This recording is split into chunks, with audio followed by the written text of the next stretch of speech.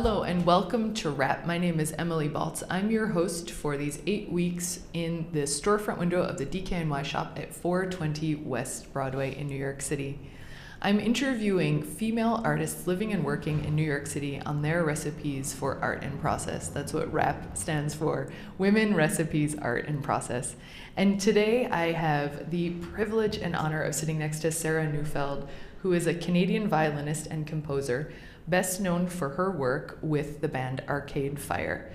Sarah is also a founding member of the acclaimed contemporary instrument ensemble Belle Orchestre, as well as a duo with renowned saxophonist Colin Stetson. And earlier this year, Neufeld released her second full-length album, The Ridge, of which she has been touring extensively and is now back in New York City. Welcome, Sarah. Hi, thanks for having me. Thanks for being here. So your year has been so packed. You've been on tour to almost every country imaginable. Is this correct? It seems that way, but I guess not. Yeah. I seem to go back to Europe quite a lot. Yeah. Mm-hmm. And you've just launched this amazing new album called The Ridge. And I think on the homepage of your website, there's a really stunning music video that goes along with it. And I'm really interested in knowing just your collaborative spirit seems to be across a lot of different media. What role does video play in your work? Are you thinking about composing for the image when you're composing? It's funny. I mean, I've always been interested in video and film as mediums, though I have not explored them myself too much. I did a little bit of video making in an artistic and kind of hilarious way in university when I was doing an electroacoustics degree. Concordia in Montreal really gives you a wide berth in their various art programs, which is great to discover new mediums for sure. I've had a long-standing relationship with a good friend of mine and a video artist named Jason Last, and he's actually the reason for one of my first solo efforts ever. He asked me to collaborate with him on a piece called Scalpel Stradivarius, which then later became a piece titled Requiem for Douglas, and it was a piece actually commissioned as we sit in a fashion house by a fashion house. It was Vogue Italia, and he works in fashion film, and he does really, really special, authentic, raw but beautiful fashion video. And so I've always followed his work, and I love the sense of playfulness and also just real kind of human drama that he brings into his work. And so we had an incredible time collaborating on that feedback first round. Yeah. And the reason I bring him up is because he was also the director and creator of We've Got a Lot, which is the video you just referenced, which is on the homepage of my website. Yeah. We've also done several other projects together. I think my solo career as a composer, performer, primarily with using violin as a medium and vocals, did stem from some more visual collaborations, dance and video and film being the majority of them. And I'm inspired by those mediums, and I think it is really interesting finding your own voice by broadening the horizon in the way that you think of art. Yeah. Did you always, your path has, from what I know, been very clearly music oriented, but from what I now discover, it originally started in maybe a more plural place. Yeah? Yeah, actually, even as a child, I started out on violin really young, at the age of 3, as a lot of kids do in the Suzuki method. Mm-hmm. They train you by ear, so it's nice to be really young for the oral development. Yeah. So I started out when I was 3 doing violin, and then at the age of 5, I was already in dance. And then I became really interested in drama and all those things. You know, when you're in your 20s or something, you kind of divorce yourself from your past, and you think well, all the things I did when I was a child were just the childish things I did when I was a child. But now I look at it and I think, well, I've always been really multidisciplinary and spread quite thin, and it's the same goes for today. So the 7-year-old me is exactly the same as the 37-year-old me. You know what is funny? Only taller, probably. Not a lot taller, a lot hoarser. Yeah. Hey, it all goes with the vibe. You know what's funny? The 7-year-old me actually was in my dad's frame shop window, designing the windows. I was allowed to go do this. That's so great. But really what it was a stage for performance of everyday life. And here at 38-year-old me is sitting here being like, whoa, I did it. What in the world? I'm still in a window and I'm totally rocking it. 100% in one way or another. Something I've always really admired about your work is the way that you kind of reinvented so many mediums. I mean, you play the violin, right? But you play it unlike anything. It seems to be like riding a horse and also at the same time like careening through space. It's just amazing. Oh my God. That's really amazing. Yeah. Where did the kind of the love of the instrument first come from? I always had a really natural, and I have no idea why it was, but a natural affinity for the instrument. I loved it as a 3-year-old. I have no idea what kind of horrible sounds I was making, but I just thought it was the best.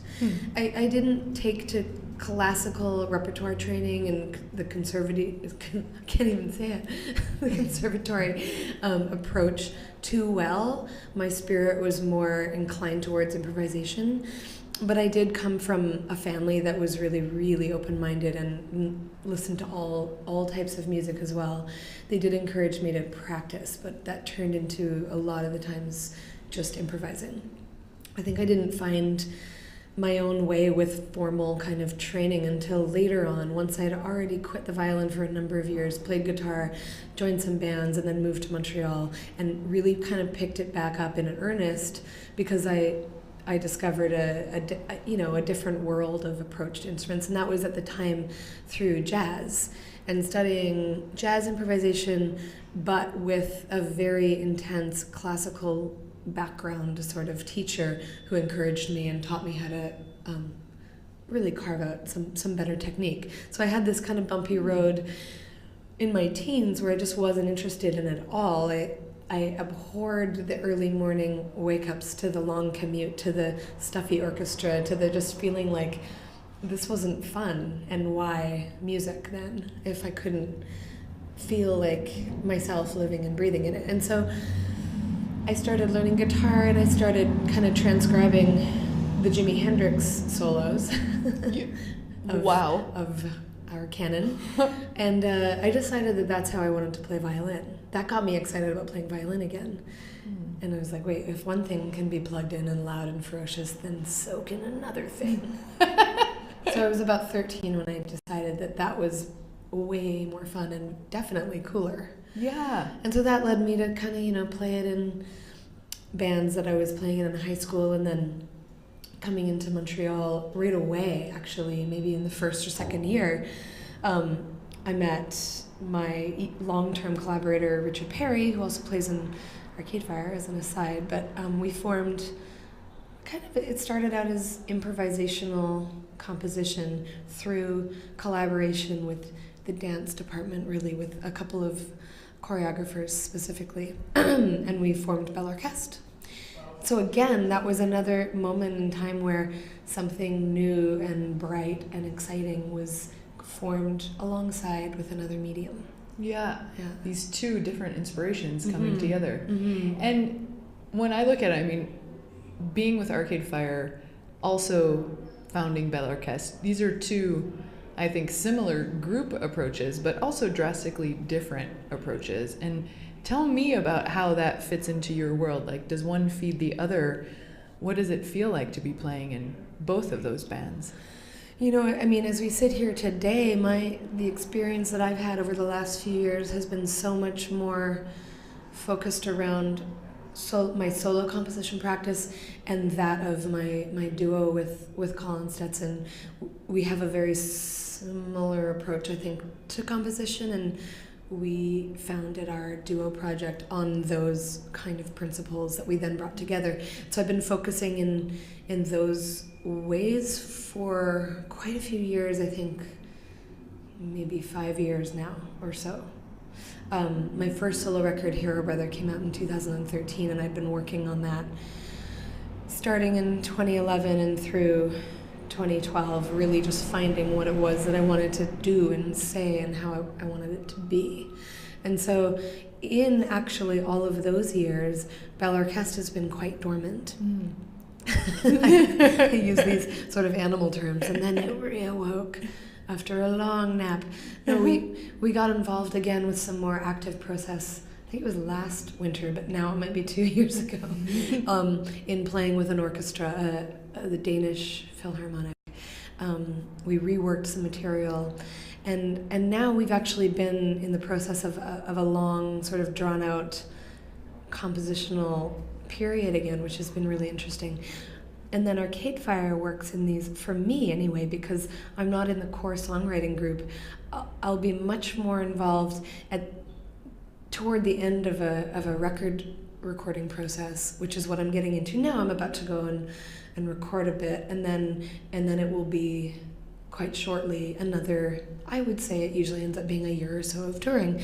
And so those are like flashes of strong light in a smaller amount of time for me, where things are very different. Yeah. Very different than how I normally approach even group process or individual process. It's a family of sorts. We've been together for so long, and it's just completely different from anything else I do. You have just a map of circuit training laid out for you. It seems like it's exercising all these different parts of yourself. Totally, yeah. One thing will be more like Pilates, and the next one will be a lot more like just a whole bunch of burpees. That's my solo project. Go. It's killing me. Oh, I love it. What do you think you try to communicate through your music? Which one? I'm curious about all of them, because you tap into like extreme popular culture, also I think much more experimental improvisational work as well. Is there a red thread through all of those? I'm not sure it's red.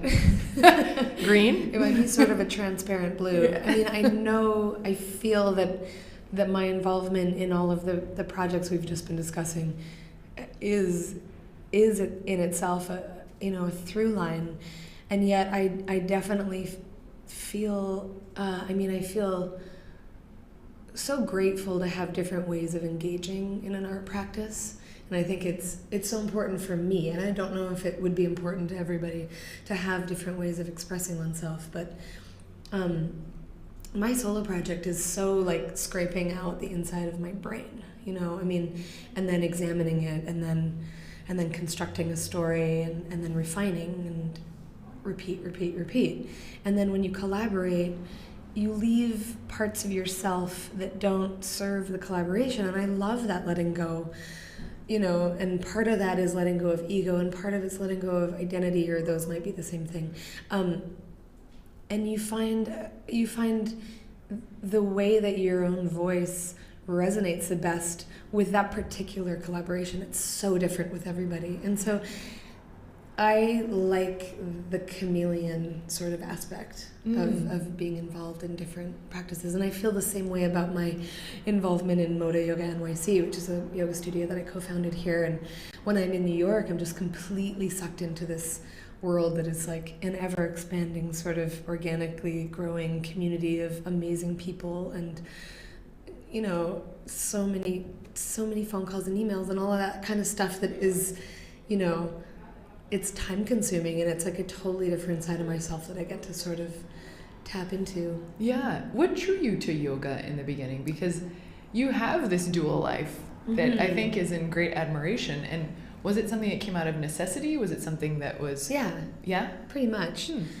Yeah, I started touring a ton with Arcade Fire around 2003 and 4, and I was still in my mid-20s, and I think you find your own way with touring, and how sensitive your body is to the sort of extreme roller coaster in terms of like, schedule and physical just output.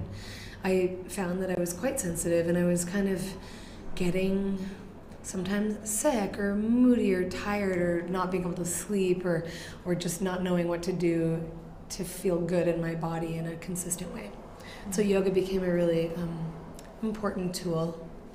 Yeah, that became your own medicine. And then you went on to found a yoga studio. In proper Sarah fashion. Yeah. Go big or go home. No, I was drawn to take the moksha, as it's called in Canada, the teacher training in 2009. I mean, teacher trainings are incredible retreats, really, but they're so full of learning and intensity, and I didn't know necessarily if I was going to dive into full-time teaching in the cracks of schedule where I would be allowed to. But this teacher training felt like it was the right thing to do for a few, subtle and not so subtle reasons in terms of deepening my own practice and just seeing if I could answer a call to sort of like share it in a more formal sort of structure. And I really loved teaching yoga, as it turned out. I didn't love teaching music. I always said, I'm not a teacher, but I really like teaching yoga. Why do you think that is? I don't know. I can't figure it out. I mean, it's not something I've been wrapped up in an identifying ego way since I was a little kid. I think when you grow up doing something, you're like, I'm a musician, I'm a performer now, I'm a composer, and I do all these things, and I've never been a teacher, and it's just these ways that we get used to identifying ourselves with. Yeah. And I honestly didn't take to teaching music. I think it requires a different type of patience than the kind I have. Thank goodness you have used it well. Thank goodness. I have a 2 p.m. private for Yeah, good. Okay, we'll begin and end it there. No. I am curious because I think when I look at the career that you've chosen, I think music is one of these career paths, especially in today's day and age, that is one of the most challenging in terms of building a life for yourself that's sustainable, that is, for sure, I think, nourishing both financially but also artistically. What kept you going along this path? Well, I mean, a few things. I mean, for one, the obvious thing on the outside would be that one of my projects is quite sustainable. Arcade Fire is a solid house. Yeah. And I've been able to experience a lot more individual freedom than I would have if I had been, say, still working as a cook in the Mile End in Montreal and going on tour in my bands that, say, don't provide as much stability. Right. So I think I might have burnt out quicker as an artist, or maybe not. Maybe I would have discovered other ways. The yoga practice has kept me going. I think, finding a state of equilibrium in whatever chaos you're experiencing can be hugely beneficial to whatever it is that you're trying to accomplish. And being present and feeling good as you do accomplish those things is the key to wanting to do it more. Which is, I sort of hit a wall this past few months just in my own physicality, which is weird. I thought I was the Energizer Bunny, but apparently I looked at my calendar in February and thought, okay, I'm going to Europe every month, no joke. So that'll be interesting to see how my body reacts to that much jet lag. Yeah. Turns out that is the kryptonite. So now I'm trying to tap into all the things I just said, trying to find a little bit more equilibrium, just so that I can actually enjoy all of the wonderful things that are happening. Having a solo career is incredibly rewarding and incredibly challenging. Just the feeling that it's all on your shoulders. It's weighty. Yeah. And one must be very strong to continue and keep it going. And it's all a matter of perspective, and I think it's so interesting, like energy levels, anxiety levels, happiness levels, all the stuff in our gut and our hormones govern the way we feel about our lives, and those things become truths, which is crazy. Yeah. Like we say, well, I'm not my mind, I'm not my emotions. Actually, we are, because if we're having a bad day, everything is crap. Yeah. I'm gonna quit and do something else. And then when we're feeling, smooth and light and full and alive, I'm in love with what I'm doing. Yeah. And so I've been trying to slow down a little bit and try to notice what I'm doing in my life that might be either adding to the feeling of being supported and wanting to go on and getting excited, or feeling like there's things that I'm doing that aren't helping. Yeah. Yeah. This way, I mean, you have, I think, an embodied presence in your music, but even hearing through the process too, it sounds like that is at the forefront. Yeah, and those are the tools that have become more habitualized in my life thanks to having sort of a daily practice. I have many daily practices, and those keep me sort of in this more present state, I think, of what I'm doing. Yeah. Or that's the goal. I know that you're in the middle of all these explorations now, but I am curious if you have any sort of inkling or intuition of what comes next for you. Yeah, I mean, I've been tasting it for a while. Like I'll have weird moments of like literally being about to go on stage with a totally different project, completely exhausted, have this up for 2 days, and I'll have an idea that I'm so excited about. I record it on my iPhone, and I'm like, that's the next thing, and I don't know what it means, but it's so funny because like they'll just come out. It's like there's a little beast inside that's waiting for an appropriate moment to arise, to rear its little creative head. Because I've been in performance mode now since March, and it's been really cool and rewarding and totally exhausting, and it's been all sorts of things, and it's the other side of the creative process as a musician. Yeah. Some art forms don't have the benefit or the drawback of having or going out so much, on the road. Yeah. And I think you hone your skills so much on the road, and that's been really cool to see the evolution of a live show like The Ridge really come into play. It takes on so many different forms. But at this moment, I can taste sort of little glimpses of a new lake of music that I want to dive into. Oh, this is exciting. Yeah. Well, I know you're in convalescence and cleanse, but I did make you a rap. Oh, yay. As promised. So the metaphorical rap to wrap us up is maybe a little bit. No, it's not a lake. If anything, I guess it would be like a grassy field. Those are good too. These are also great. You can lie in those fields. You can lie in those and not fields. have to even waver at all. And just absorb and replenish. So may this just be an ode to that. So this is a wrap of replenishment.